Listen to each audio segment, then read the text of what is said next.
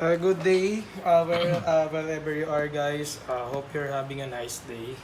Redundant, ano hindi. Basta okay na yun. Uh, we are again back inside the dojo. Now we're gonna feature uh, two contrasting decks. M is playing Thunder Dragons. Uh, as usual, and I am playing my teammates Zefra and Endymion. And let's see how it goes. Let's see. Okay. Uy. Nice, nice. Wow, always. I go first. Ay.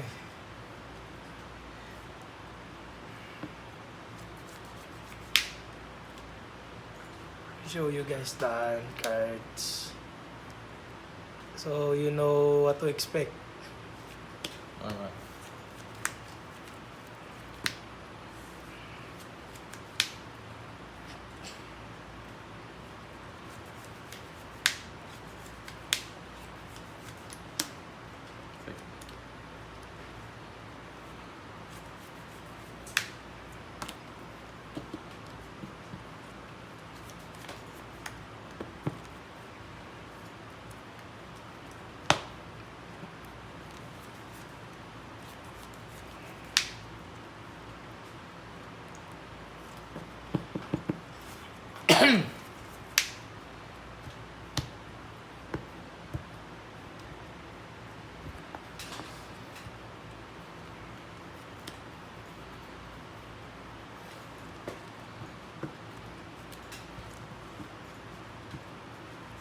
We forgot to show the hand cards.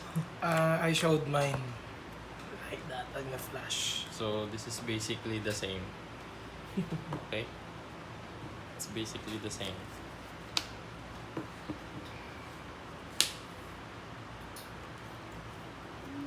Wow. No Colossus. Wonder why. Standby main base. Place this here. Reactivate this. Hey, it resolves. It gives us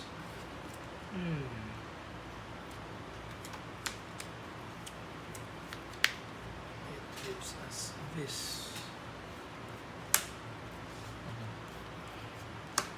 Place one counter and this.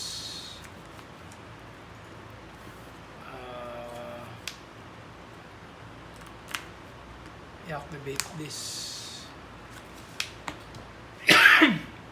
Yeah, add.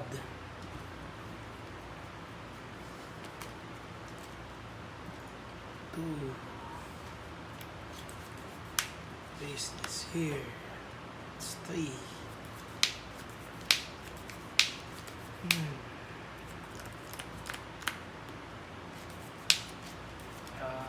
Effect.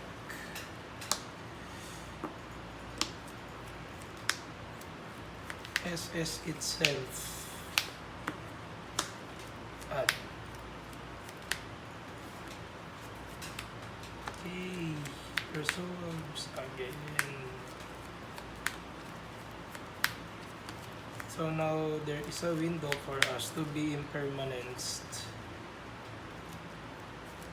So let's see. Move 3.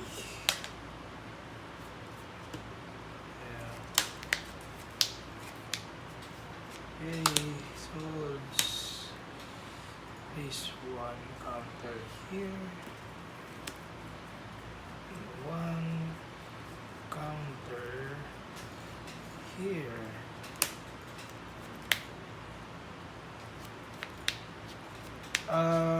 In this scenario, I think I just safe played that Endymion must be summoned, since I think that the set card in Zefra's column is impermanence.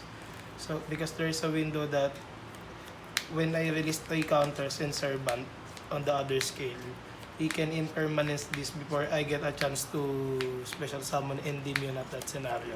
Luckily, he didn't. But now we have a risk for Nibiru because I prioritize summoning Endymion instead of Jackal, Mythical Beast. So, let's see what will happen. Okay. Wait. See, it's an impermanence, so the prediction is correct. Target can't be targeted. Okay. So this is the target. So probably this should be the one that I return, but I'm considering to return Endymion since I can pendulum summon it again. So I guess I'll negate with Endymion. Is the column still negated? No, because impermanence is negated by Endymion. So we get to place 1 Zefra on the extra deck because it resolves. Okay. Now we have a choice here to go pendulum summon or we go electromite first and fetch something else, and that's I think what we're gonna do. Opponent has a chance to go Phantasme on me, but I think this is it. This is the good play. Yeah, he has it. It resolves first before mine.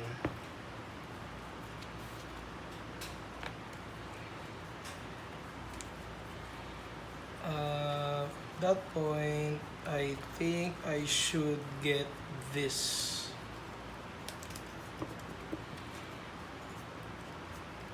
And then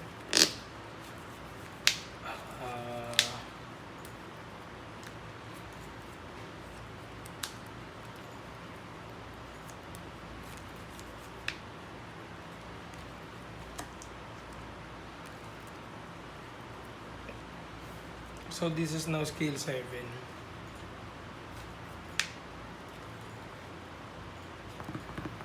Let's see. I think at this point, I really should activate this. But I think it's not ideal. It's not ideal. Let's see. I think we get to add here first. It gets ashed. Okay, so that confirms the hand trap now.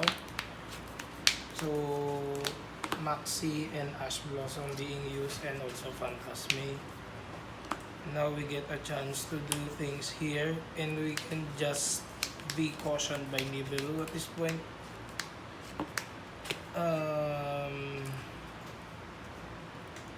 Maybe I should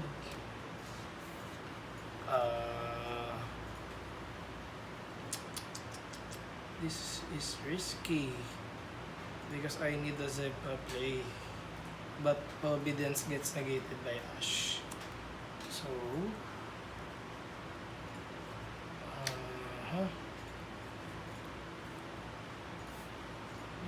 negate. Since this Endymion pretty much is somewhat not good at this point because when we pendulum summon this, we don't have any spell counters yet. But we can get rid everything on the board. And we also know that M has 1 origin and 1 unknown. So we hope that it's not Nibiru. So I think the best play here is just to pop this and make use of Endymion as a high scale so that we can utilize both this and this. So I think that's what we're gonna do. So okay, since we pop it, we get to add a high scale here.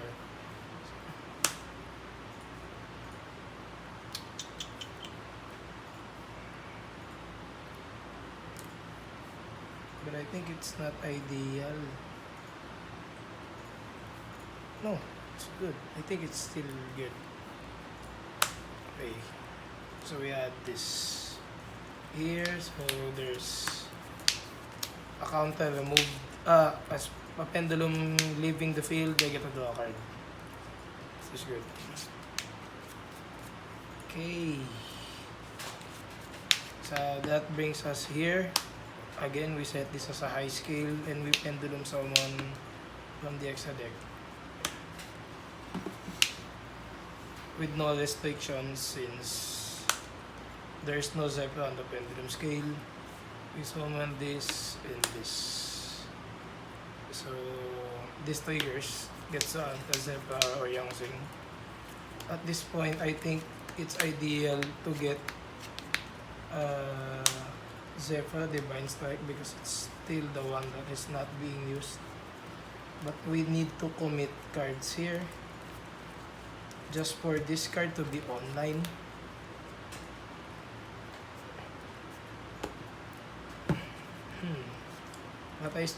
But I think I can maneuver this too. I can manage maybe. But yeah, I think we're gonna go battle phase now. Yeah, battle phase. Okay, good. Need to attack this and attack this. 1-8. 1-8. Okay. Now the worry here is that if he has Nibiru on end of my main phase, that pretty much cripples our combo. And luckily he didn't path. But now he has a pressure that if he activates a spell card, this will have a monster negation. He activates Allure. We know the other hand card. So I think it's pretty much a dark monster that is it's a card that I don't know. So I think I just used this 9 pillar to negate this. So since it returns to the deck. So since it gets destroyed, I get to add a Zefra card.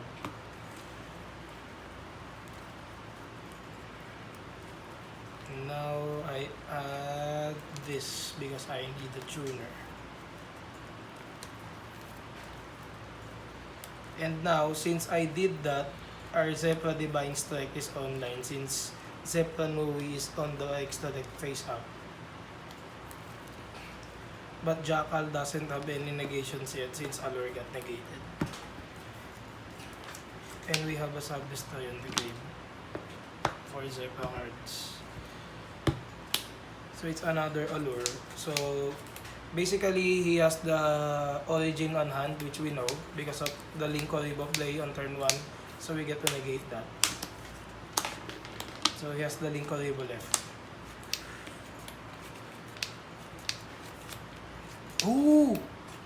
How? Fantasme. Okay. You returned it. Okay. Next game. Next game. Ano? Yeah. Analo. No Super Bolt on the first turn means you're 80%. You have lost 80% already against this type of deck. We go sideboard. Sorry about that. We forgot that he played Phantasme, so he has a choice to return the Origin that we know.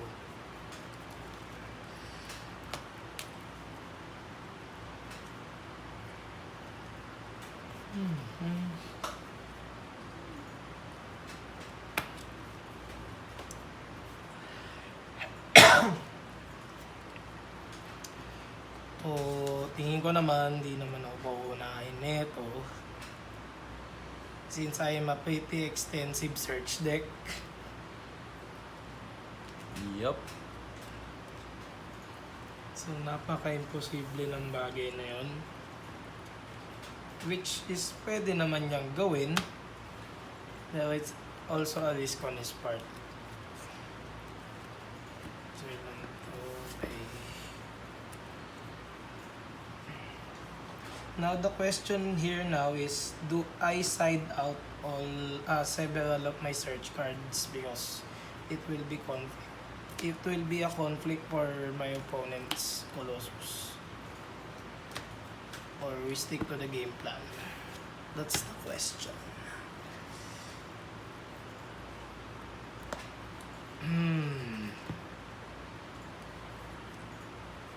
I still need this card. I think I still need this card just to make sure.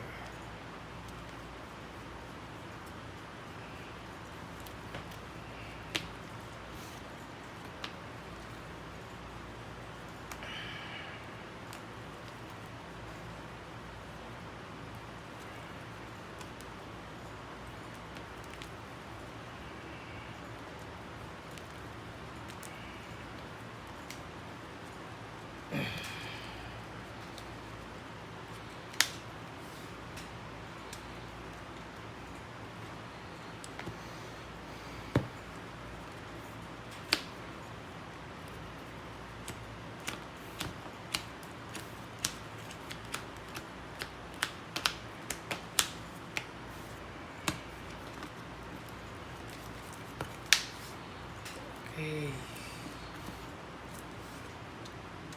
Let's keep the steam rolling. So I hope this is somewhat a good decision. I'll explain later when we explain the sideboards. Okay.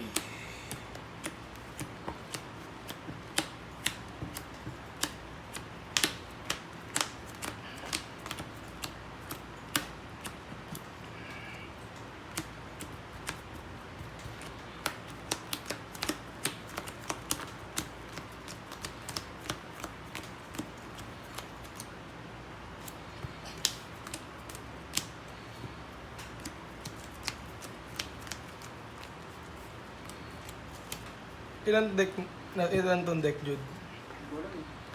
Walt nito iba to?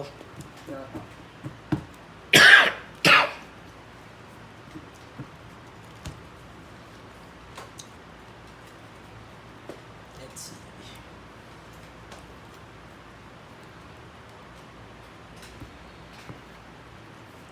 Hope we did a good decision about our sideboard. I go first. Okay, as expected. Excuse me. Oh my goodness.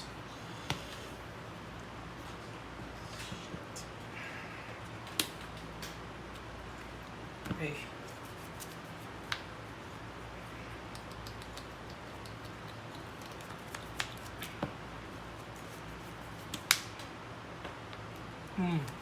I think I can telegraph the as a fusion spell at this point.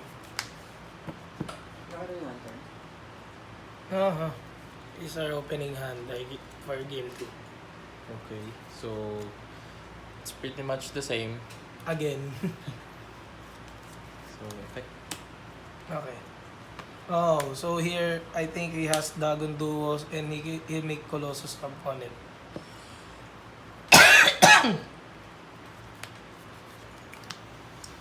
That's what happened. And now he has 2 Thunder Dragons on hand.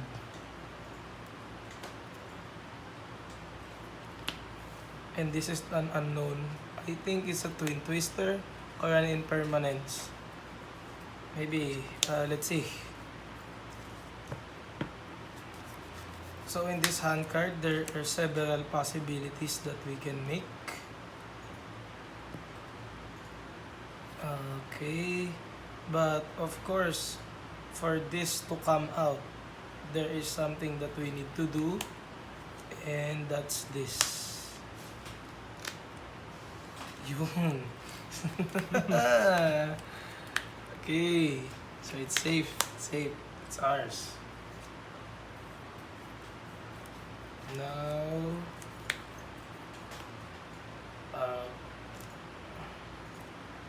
I can now make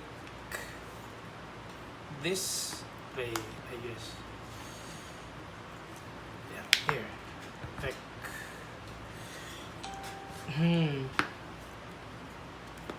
So let's see what will happen here if it is a crippling side deck or not.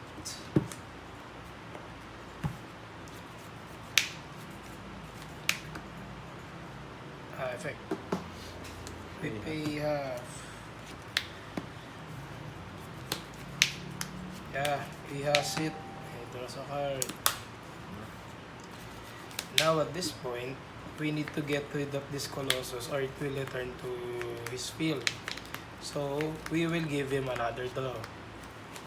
So, here. May level 1 tuner ka dito? Wala. So, pero pwede pa rin naman natin gawin. Siguro. Pero, pwede naman. Pwede naman. Yeah.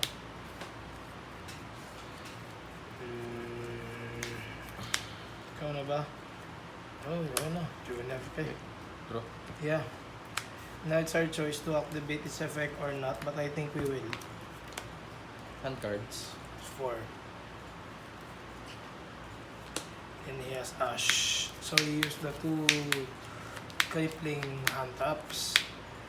And now at this point, this is still decent since our needle fiber can be dang long. But of course, we need to have another option. So I think You I will should give me another do draw. this. You will give me another draw, hopefully. Yes. Okay. And this. Yeah. So now he doesn't have twin twister, I guess. So I think that's impermanence. I just gave him a card. Yeah. We don't have any choice on Draw. that. Draw piece? Draw. Specials. Yeah. Sorry. And this triggers, I get to add the Zefra card. I chain. Okay. So we get to add.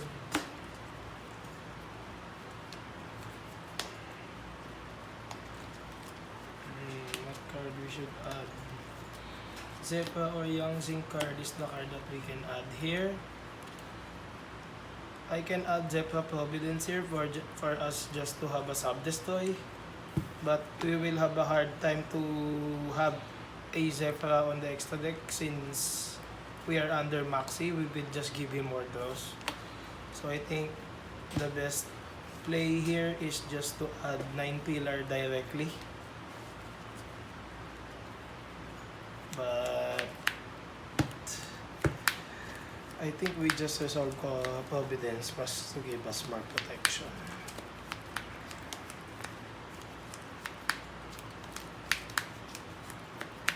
Okay. So battle pace. So it's 2-9, and for us we have 4,000. Main pace 2. Activate here. Just add. So we need to get the engine rolling. Okay. He requested that our field to be placed here, but I'm not used to it. Sorry. So we get to add the Zep monster.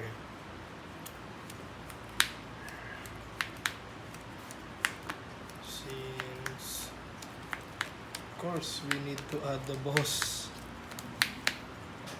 Should I say Bohos? We add Bohos. Bohos. Okay. And we just pass. Draw face. Okay. Stand by. Okay. Revise this one. Okay. So he did that just for me not to use needle fibers effect since it activates on the main piece. Hopefully he doesn't have Ash at this point because I go for it. We'll go for it.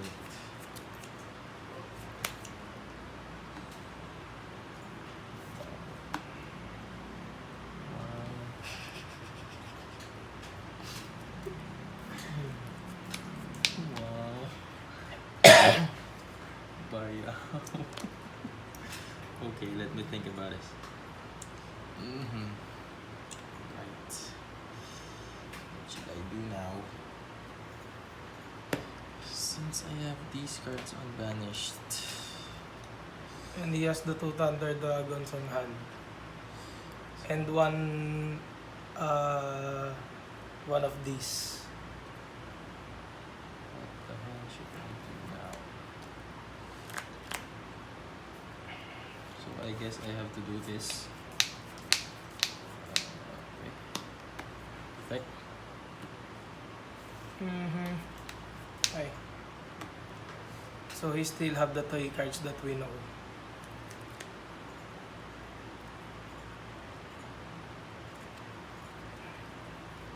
I think he's saving his this Thunder Dragon on hand. And he's just summoning it. Okay. So he is also has an option to reload. So that we don't have any knowledge about his hand. Because there's a possibility that he can return the cards that we know.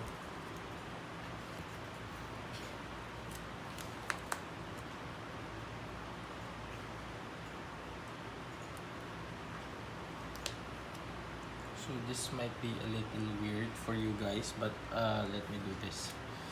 I think this will work. Okay. So effect. I'll return 2. these. I think these 2. Oh no, I mean this one only, because that's not what I need right now. Oh, or maybe these 2. Yeah. So now technically we need to assume that we don't know any of his cards right now because he refreshed his hand by the magical mallet effect of Avian.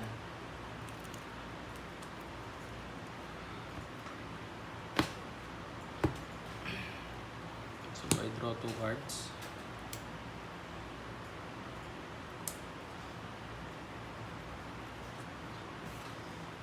So basically, I'll try to. Thunder Dragon Fusion can special with the material from the field, right? Yes. So we will see what I can do about that. So since he asked that, I think I can telegraph that he still has the other copy of this in hand because I think he's trying to attempt to return the 2 copies so that he can just clear my board easily. But So, I just think. So for good. Okay. So I'll use the effect of Dragon Dart. Is it good? No, it's bad. Bad for me. So I'll add this one. Pardon for my sickness.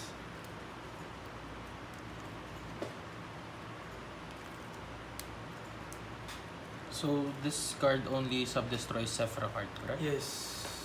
So this 2. Yeah. Do I know any of your hand cards? Only the boss. Zefra, The boss, yeah. boss. The Zefra. So that's scale 5. But he can copy Yeah, any I can scale. manipulate the scale Yeah. of this So, card. and he has this one.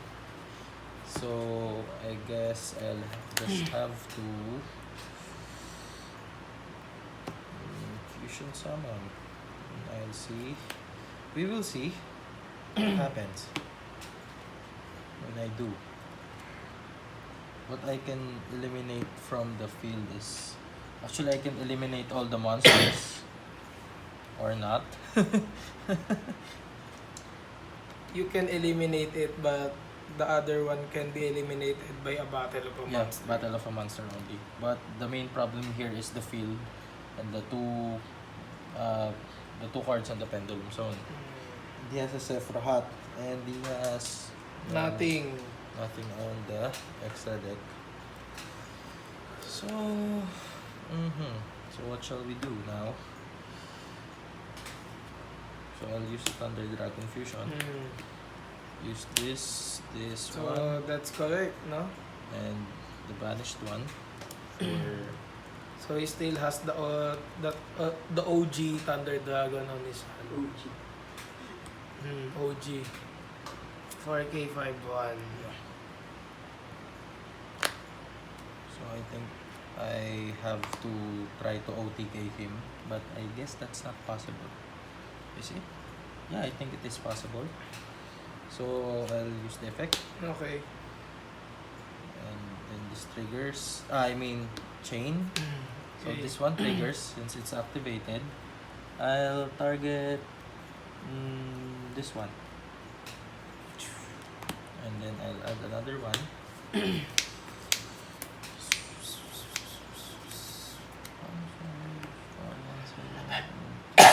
Activate again.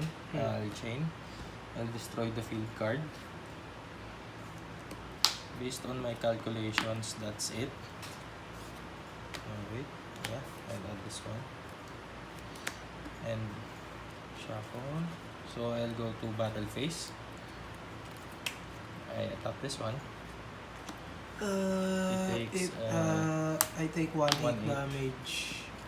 No, I can't OTK him at this point. So I miscalculated. Pretty much. I should have tried to destroy this one. Yeah, you should have attempted to destroy all the monsters instead of It the was easy to spell. calculate though. It's fine. Attack. So you will take, this is 3-1. I take 1/6. Yeah. And then I'll use the effect. Banish a card. No, this one. I'll add this one for a quick effect for this next turn. So hopefully he doesn't have another pendulum card on his hand. But we will try to stop it. Stop him. And I will just end my turn. Okay. So the buff goes away. So at your standby phase. Okay, what shall I do now? Okay. I think this is somewhat a confusing play. But let's see what we can manage to do about this. So technically he has only one in the pendulum zone, but there are still 3 cards on his hand. The other one is Zefra. What is this? Yeah. And the 2 he doesn't know. Don't know the other 2. And they just place this here. Okay. And hopefully that it isn't the thing that we are thinking about. It's a fake. Okay. Chain. So it is. We are not thinking about Twin Twister at this point because we have Zefra The Providence Zefra in the Providence, graveyard. yes. And this is the worst case. So he has it and he has a quick effect on hand. So what shall we do about this? This is the only card on our extra deck and it's not possible to summon because of the proxy. We are only restricted to Pendulum Zobon Zefra monsters. This is hard. Hopefully he doesn't have this one on his hand. This is hard. This is hard, guys. I don't know what we can do about this. But let's see. Activate this. Uh-huh.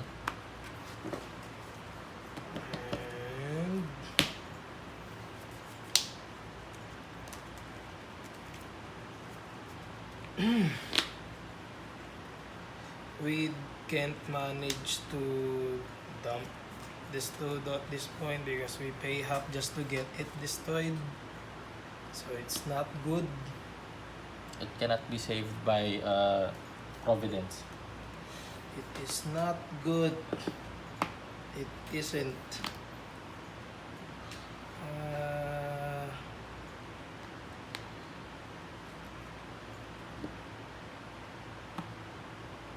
But I think that's the best. Yeah, I think that's the best. We have no other choice. Let's see what happens when we extend. Hoping for the best. Use this effect, pay half. So he's down to Targeting 300. this. Okay. Okay. So upon summon, I'll activate this. So I'll chain this card, but I target this one, and then I destroy this one. It triggers. So right now it's 3-6. If I'm not mistaken, yeah, it's 3-6 right now.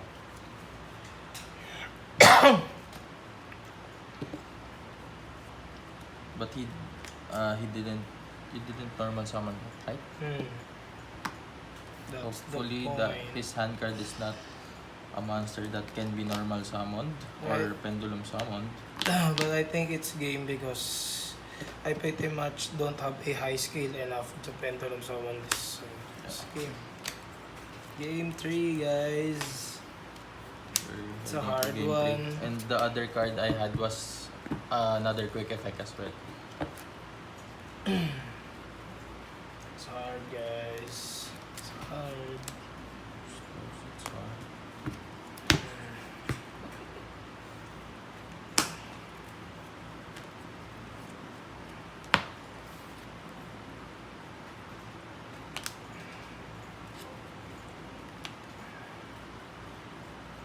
So we will explain side decking after the match. So right now, game 1 went to Alvin. Game 2 goes to me. We're proceeding to game 3.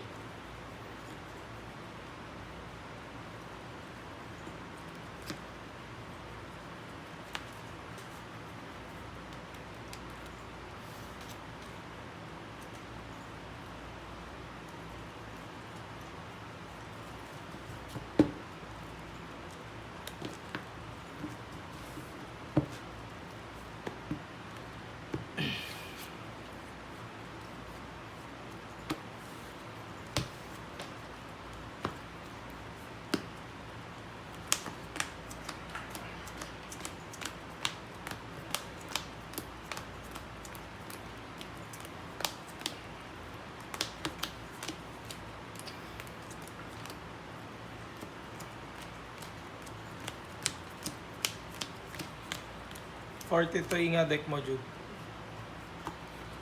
Tama yung bilang ko sa pile.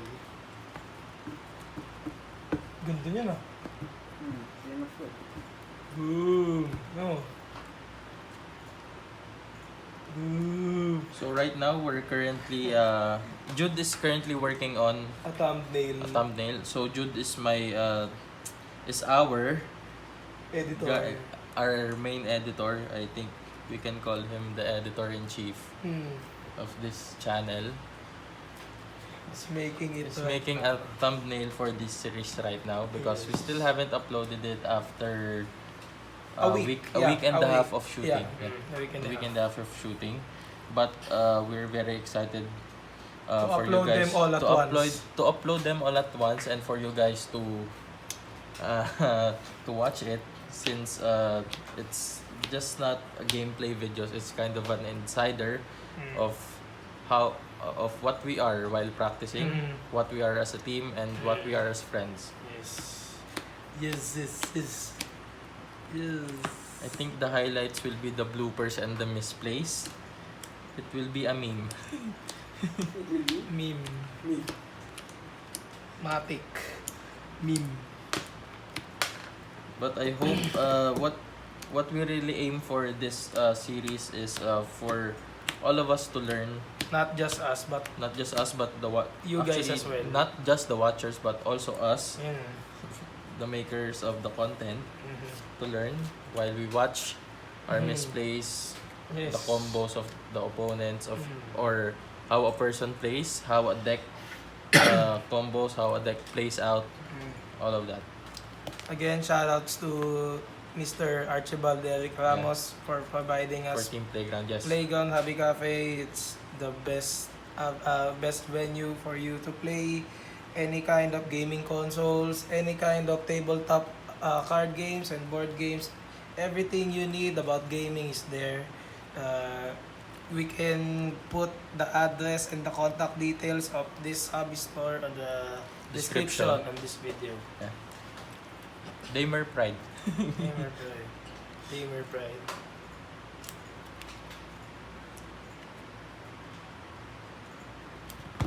Hey, game 3.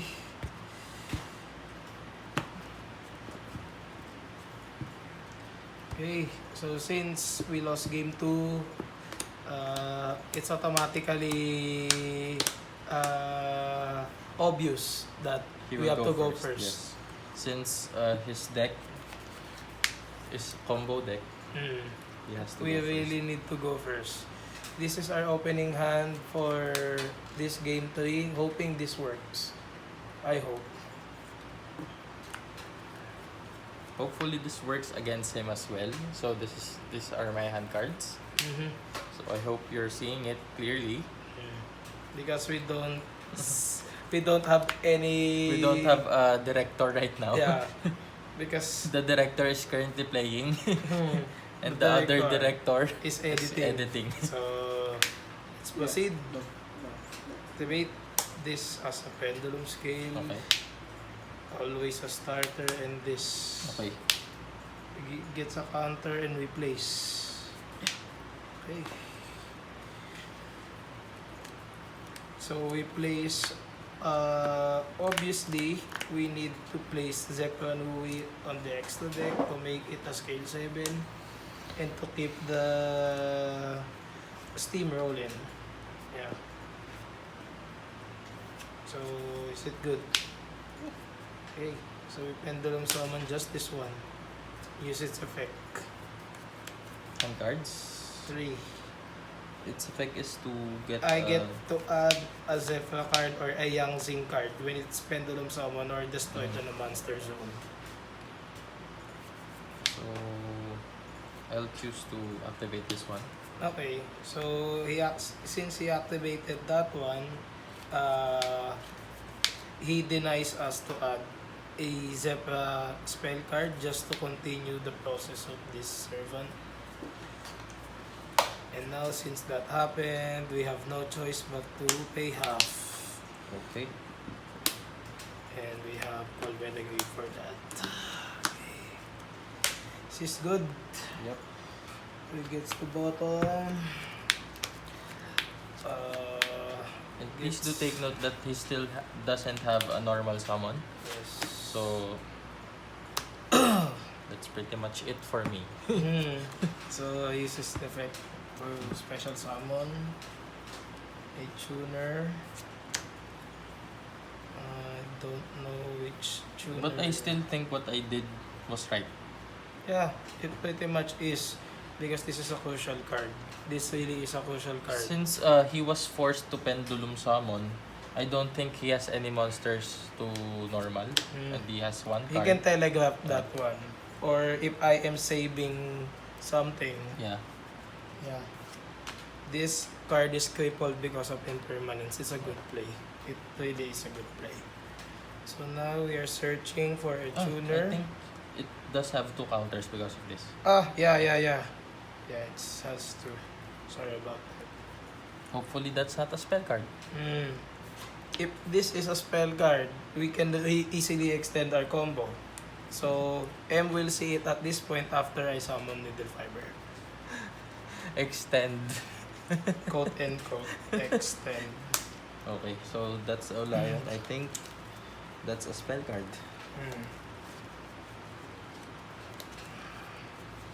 I shouldn't have told him.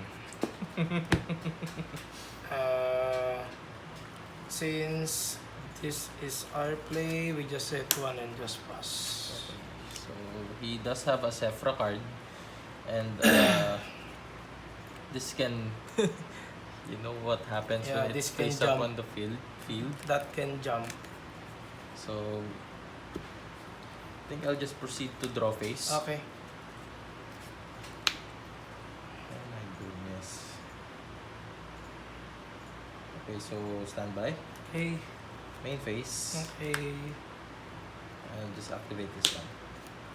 Since he activated that, I think it's a window for us to respond when we activate 5 abilities. Okay, so we're the first one to resolve. So we summon this here and he's Thunder Dragon resolves.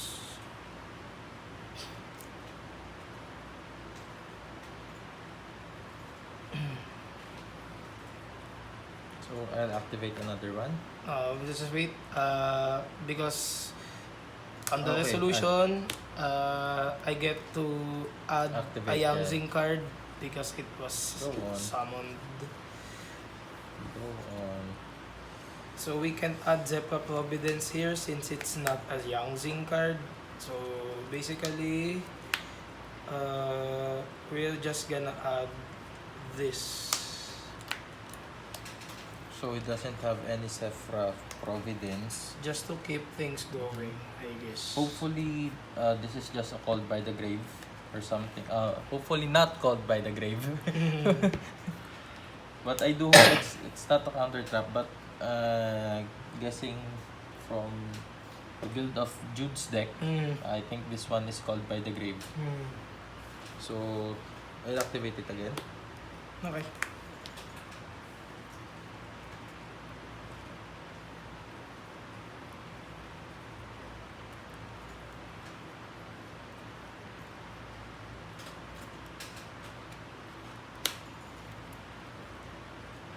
So now again, he has 2 Thunder Dragons on his graveyard, the OG. So it's a possibility that he has a fusion spell just to save his normal summon and make a Thunder Dragon Colossus. That's a possible play for him to have an insurance for next turn if the turn goes back to him that he still has an engine going. I know what your hand card is, right? The level 3. Yeah, it's the Proxy searched by Denglong. If it's normal summon, No, if it gets Pendulum Summon, I Okay. get to target 1 Zefra monster other than this card and I can make it a tuner. okay. If I use its effect, if it leaves the field, it goes back to the bottom. But currently there's no Axel Synchro, right? No, this card doesn't have an Axel symbol. Okay. So what I will do is I'll just activate this card. Okay. Cost. Mm. Target well, my friend. I think I'll target these two.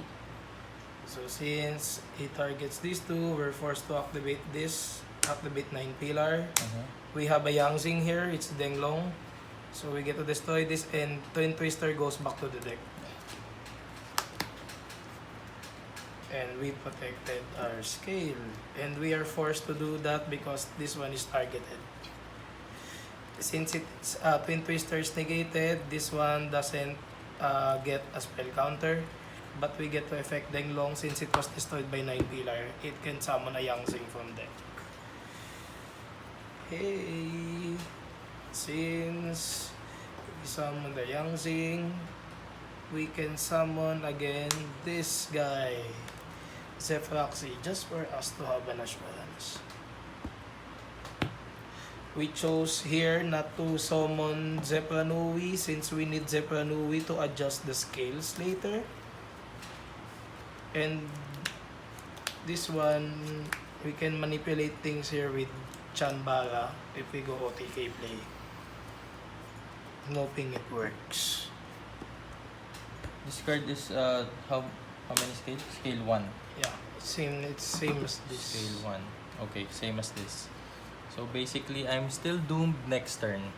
If he doesn't have any good responses, I think I Which can I don't telegraph. have. Yeah, I can. Maybe I can telegraph. Which that I it's don't have failed. because I think it was not a misplay by discarding this one because I literally have no choice. Hmm.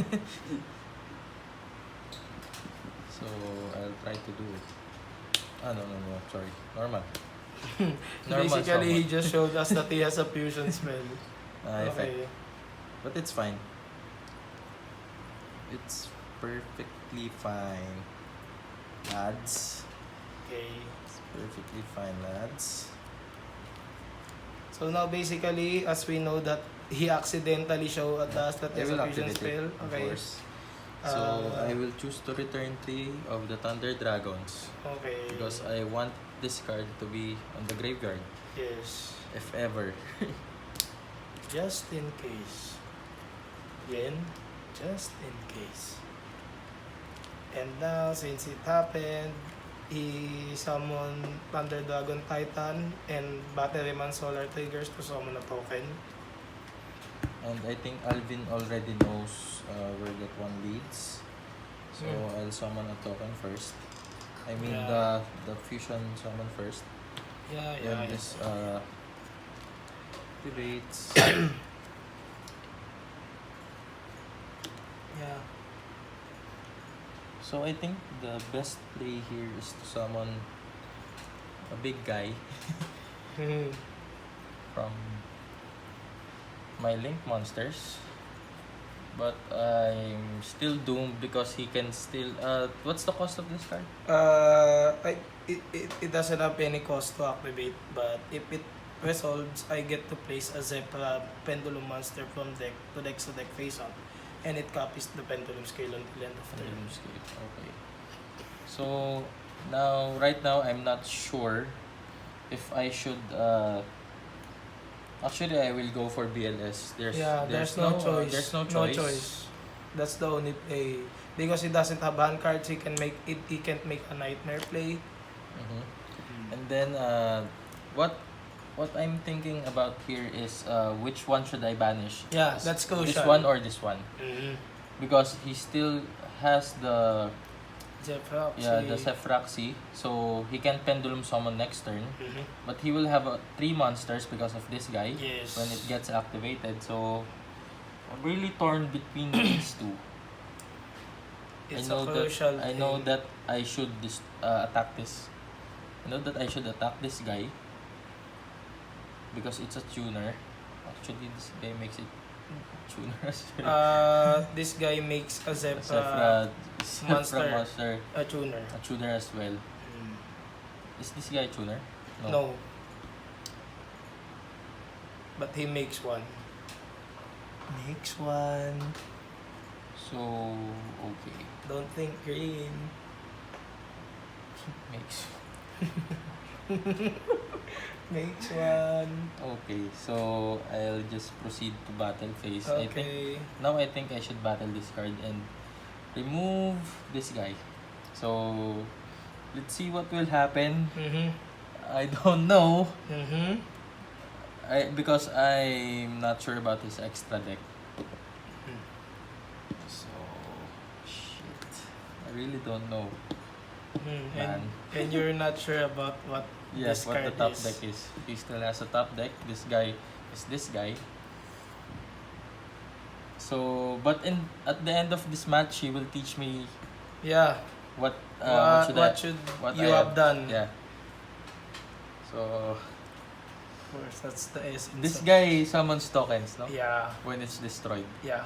Or sent to the if it grave. is sent to the graveyard. So I think I'll just battle this. Battle. Okay. So this dies.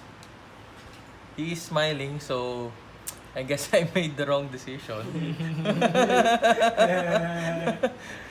And then I will choose to. Shit. If this is a spell card, he basically dies. I think. If No, it you can doesn't choose activate this, right? Yeah. Technically, still gets 3 counters. Yeah. So I'll just remove this. Yeah. It's the safest play for me. What do you think? I think it is the best play since if you attack this, He if- will get 2 tokens. if token. he One thinks token, I'm that sorry. he doesn't want me to have access on a tuner, it can give me a token plus next turn, provided that this card is not good, I can still make an Electrum play because these two are basically pendulums. And if I make an Electrum here, since I have a token, I can pop the token and add another scale and just pendulum summon 3 cards. Since the Electromite has 2 link points, and I can utilize this link point as well. So it's really an overkill. So it's really a good decision that he made this destroyed by this attack, not this one. It's really good. And for the banish, I think there is no other way Other to way. You can remove either of them. Yeah. manipulate it, since if he gets rid of this, I just scale this and make Yeah. this a high scale and just combo with 2. But then I chose to banish this because he has a Providence. Yes, So I can have access on Yeah, Zefra Providence. So maybe that guy will be unkillable later yes. or hard to kill. Mm-hmm. So this guy is gone. Yeah, this guy's gone. Yeah. So that's it for me. Okay, so this draw phase, let's hope that this card is good. Yeah, it is good. So I think he top deck spell that adds something. Yeah, this is good. This is good. So basically, I think he can OTK me right now, This card is good. or he can proceed to lockdown combo because this guy. Yeah, I'll just worry about his top deck and the fusion spell in the graveyard. So I think if I can't OTK him at this point, I really need to manage 2 interrupts. I really need to manage that just to ensure the game. So okay. Since we have this top deck, we have another options again to do.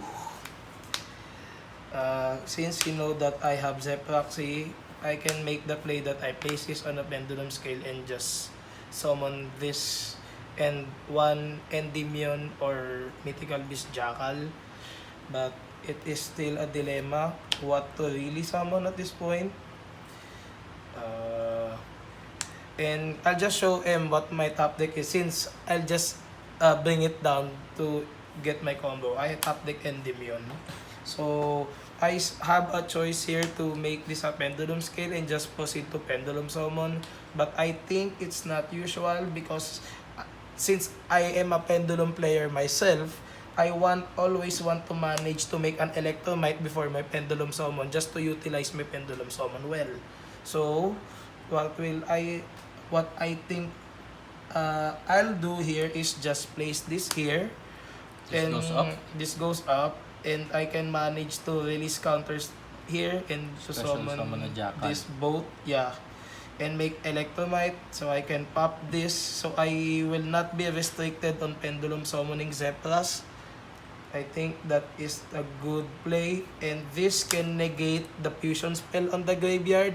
So I really need to summon this on board and just claim 1 Divine Strike if I can't manage to kill this. But I think I can, because I can make Borel Sword.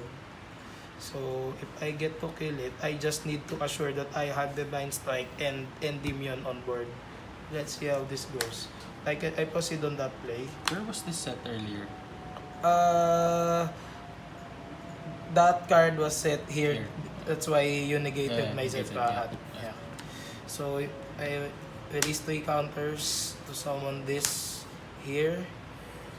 And of course, we need to summon the other one, which is Mythical Beast Jackal, just to make sure that if he top decks a Thunder Dragon monster, if we get to deny his discard.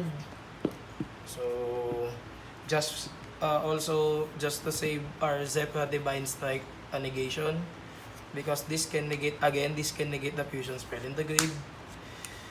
So this can only be special summoned once per turn. Okay? Please take note of that. Again, I'm a firm believer of this card. This is Electromite. Use its effect. They should ban this card, you know? Strong card. But I guess If Konami killed this card, October ban list, I don't think the format will be that good, because the format is very diverse at this point. I can see Orcus playing Thunder Dragon, a huge variety of pendulum like this. This is Zefra Endymion, correct? Alvin is using Odd Eyes Magician, and What else? Uh, I see some Salaman greats as well. mhm. Of course, our great friend from the other channel, the YGOPH Daily, Gerald Mercado is using Salaman. the Salaman great. And also shout outs to him for providing us great sleeves and cards. Yeah, you can contact him basically on Facebook or anywhere on the social media or on their channel. You can just message them on their YouTube channel. Also, his partner, June Agoto, Elvis Agoto, Mhm. for giving me tips on how to use the Thunder deck properly, which I think what I'm doing is still not enough for him. Maybe he's concerned that you just need to step up your game more. Yeah. It's not that you're not good, but of course you need to step up. That is why we are doing this series. Yes. That's the essence of this. So basically, how did this series start? Was both of I think it's Alvin and the idea of Alvin and I to because we always practice Mm-hmm. from I think 6 p.m. until 2, 3 or 4 a.m. Mm-hmm. So and he has a YouTube channel, Alvin's Dojo, this channel. So we decided why don't we shoot our practices? It's content and not only us can learn but also the watchers. Hoping you guys Yeah. are coping And- up on what's happening. Yeah, and as we are checking, Jude is really making great progress with the series thumbnail. Mm-hmm. Look at it, bro. It's really good. We're very excited for us to show you guys everything. This pops this. I place Kaunog up on the pendulum's extra deck, and I get to pop this, and I get to add a low scale. We add this since we can't special summon it again since we already use its special summon effect. So we just use this card as a pendulum scale. So I'm hoping at this point that I draw a high scale for us to pendulum summon this guy. Hopefully not. Because if we don't draw a high scale on He will this, be forced to use it. use this as a pendulum He will be scale. forced to use it. Okay. Hopefully Here not. it goes. Ha! We drew a high scale, guys. We drew a high scale. We drew a high scale, guys. How can we High scale, manage to level do 6. this? Scale 6. Scale 6. Still hard, still hard, still hard. That's what she said. Aoy. Jude, wala namang safe lang scale 8, diba? Di ba pendulum yan? Si boss. So now, since we are forced to this guy to be a pendulum scale, since we don't do a scale, high scale enough for this to be pendulum summon, we are hoping that we get to manage to get 6 counters here. So if we manage to get 6 counters here, I can special summon this from the pendulum scale and just negate the Thunder Dragon fusion there. Okay, so since this is the top deck, I just need to place this just to gain us more counters and activate this. It gets 1, I get to add a Zefra.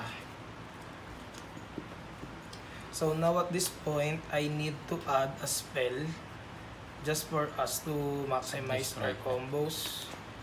And I don't have the super ball on the field. So Just maximize everything. And we place this as a pendulum scale. Since this, we place 2 counters there. Since this is our pendulum scales, we are not restricted on pendulum summoning Zefra monsters only. There is no cards that restrict us. So we can pendulum summon 3 because we have 3 link points vacant. Ding! So, hoping this goes well. We pendulum summon this just for us to have more counters. I think I summon this here because I don't want this to be used as a link fodder. And I summon this, I guess, and this one. I'm really thinking at this point. You're down to 4k, right? Yeah.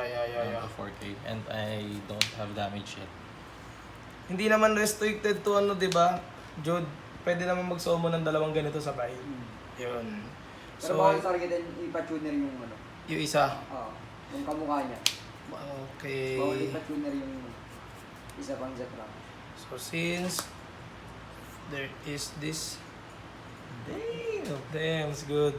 Damn, it's good. I think that is the play here. We pendulum summon this.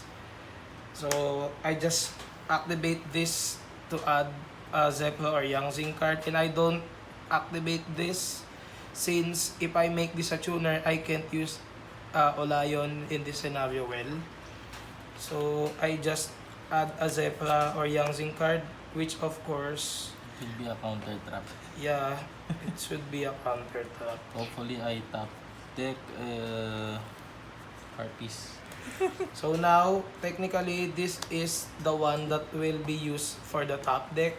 And we really should summon this on the board just to deny the Thunder Dragon fusion. So now, basically, we can kill this card because Boreal Sword. We can make Boreal Sword here.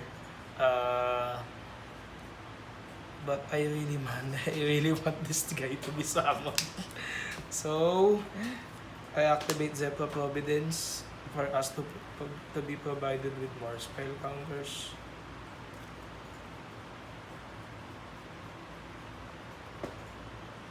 I think it's somewhat lucky that we tap the Oracle of Zefra. Yeah. And again, we add another copy of Oracle, but we can't use this now because only once per turn. So we place 2 counters on Jackal and 3 here. We just need 1 activation of a spell card. What spell? We really need only 1. Okay. So basically, what can we do here? 6, 7, 8.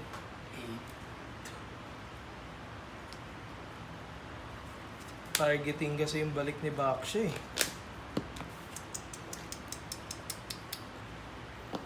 Block the Oracle. Kailangan ko pa na isang activation ng spell. Kailangan tong bumaba. 5 pa lang counter ko. Na-activate ko na yung 2 Zefra na spell.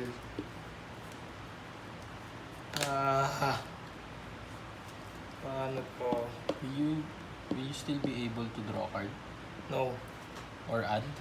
I can't. No. This one is already been used. This is my top deck. So I can't use it this turn now. So it's not possible to... Yeah. I really can't manage now to have another spell activation at this point. Because this can only make Baksha and Omega as for its extra deck. But we're really longing for a Boreal Sword play at this point. So just to get rid of the BLS link. I think...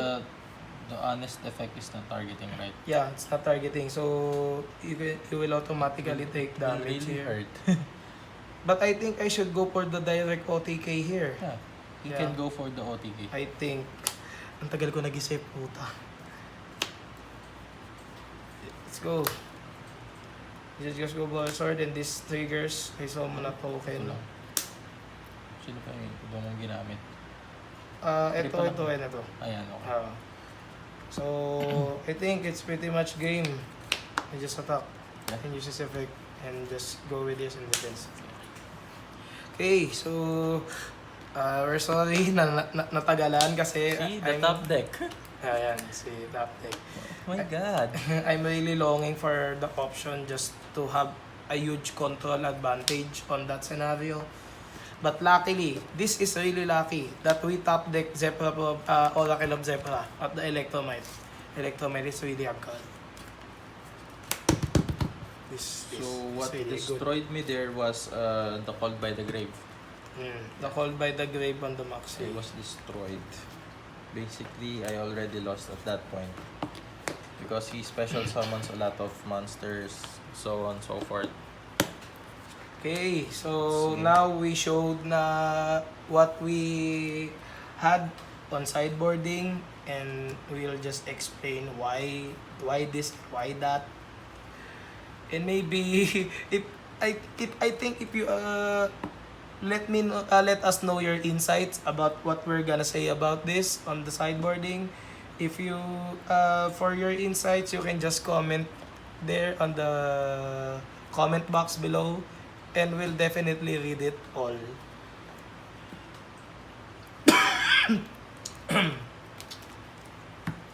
Okay. Okay. I'm hoping that my life decisions are correct. I'm really hoping. But yeah, we managed to pull a win over there. Over Thunder Dragons. Where basically we lost the dial, and it's really great. Really great. Because he didn't manage to have a Thunder Dragon Colossus on game 1, turn 1. Okay.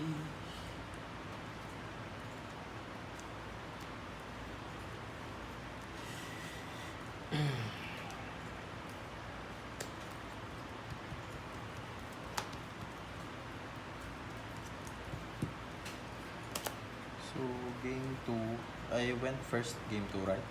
Yeah. I was first game 2. Oh yeah, I only sided this guys in.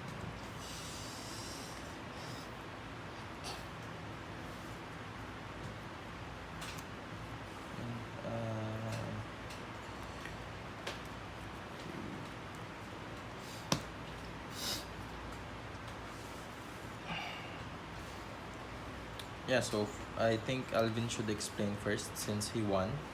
Okay. So go. So here, I'll just show you. These were the cards that I boarded out on game 2. These were the cards that I boarded in on game 2. And this is the rest of the sideboard of this deck. I just need to show this guys just for me to have a more broad explanation on what my perspective was.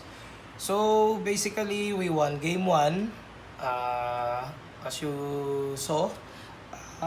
Since we managed to get the first game, and we're up against Thunder Dragons, we are really expecting that they're gonna go first on game 2. Because basically, Colossus cripples the deck so much. So, since Thunder Dragon Colossus really cripples the deck, and we're going second, so I think I decided to side it out the 3 spell power controls because they're basically useless against a Colossus on board. Also, I used to side it out the 2 counter traps because they're really slow in several games that you're going second. It's just a rare scenario on game 2 that we proceeded on a grind game. That's where I thought that I still had a Divine Strike or a 9 Pillar, which we hadn't. So we have just an easy board to be crippled. And last but not the least is this guy. I sided this out because I really need to manage to make a decent setup first for this guy to be decent. It's somewhat good on catching up on an Colossus board, but if he managed to summon another monster, there is no window for this to be good. He just get if I manage to get Metapis Horus, if there is another monster, basically he'll give me the other one and the Colossus will retain. So I think this one is pretty much useless at this point. So I decided to sided them out. I sided in, of course, 3 mind controls. This is self-explanatory. The best, I think this one is arguably one of the best cards in the game right now. As you saw on the 2019 World Championships, the champion Salaman Great Deck main deck 3 mind control and managed to win from there. And of course, this Cripples Colossus, we just used it as a link. And yeah. And next, HFD. I sided in HFD because opponent goes first. I'm expecting Twin Twisters, Impermanences, Vanity's Emptiness, or such. It's really needed. This one is a clutch, and this one is an idea by Jude. It's really good. Mythical Beast, Cerberus. It managed us to get the engine fast. We get to access Jackal easily, and we can make Electromite before Pendulum. It's really good. Twitter. My Twitter din. And last but not the least here is Armageddon Knight. Since Armageddon Knight dumps Destrudo, we can make Ayase play just to catch up the board. And I just show you the rest of the sideboard. I didn't side Maxi because he can just make one special summon and just Colossus from there. I just exchanged this one to a draw. It's not that good. Nibiru, he already knew that we're siding Nibiru. So I think the mind game that I have Nibiru on hand is enough.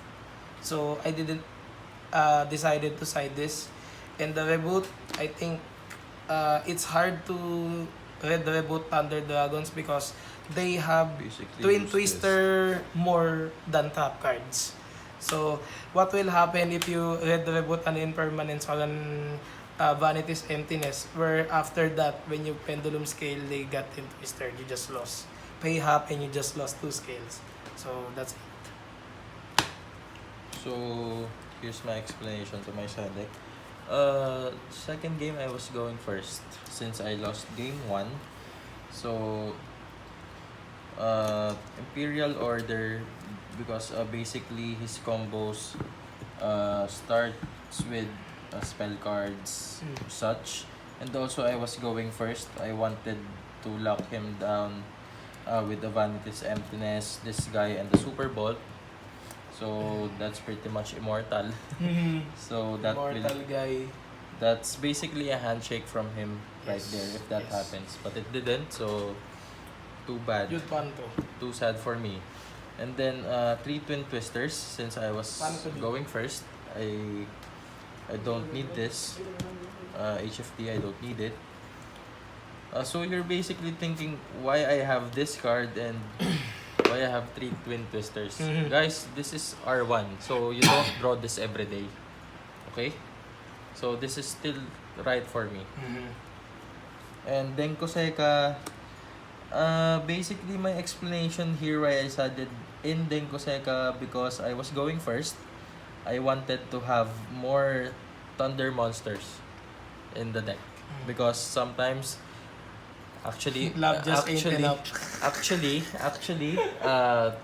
there are more times that I don't have any thunder monster to summon, but I have a thunder monster to discard.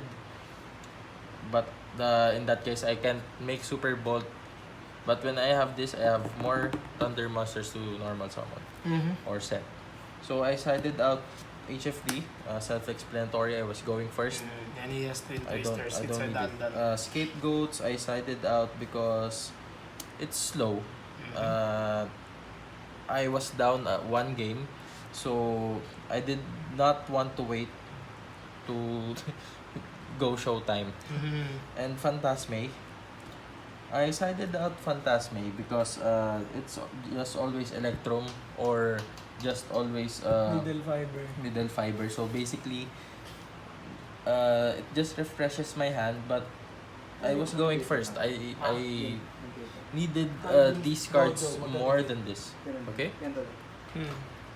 So Also, for just for the knowledge of you guys, if Zefra manages to resolve a needle fiber, it's 75% win rate for them. Win rate for them. So if you just manage to pantas may on a needle fiber, you still lose on that point. It's somewhat lose. So here are the cards I sided out in game 3. And the cards I sided in for game 3 also.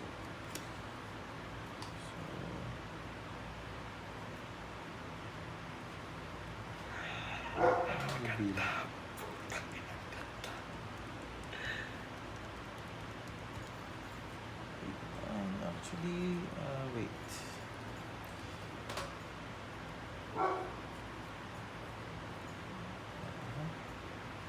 I forgot what I sided out. So, yeah, I think I sided this one out. 1.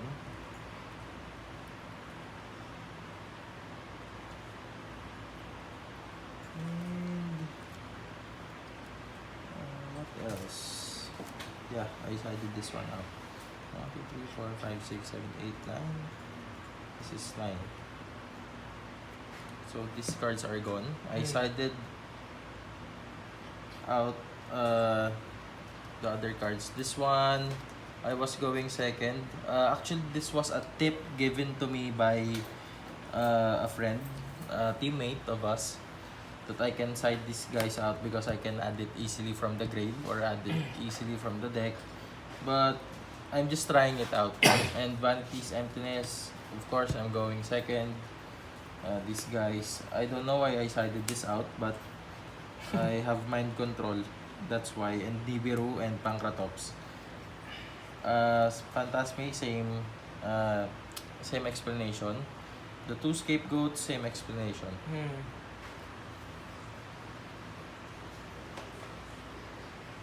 But no, I don't think I sided these guys out. I sided these guys out, okay?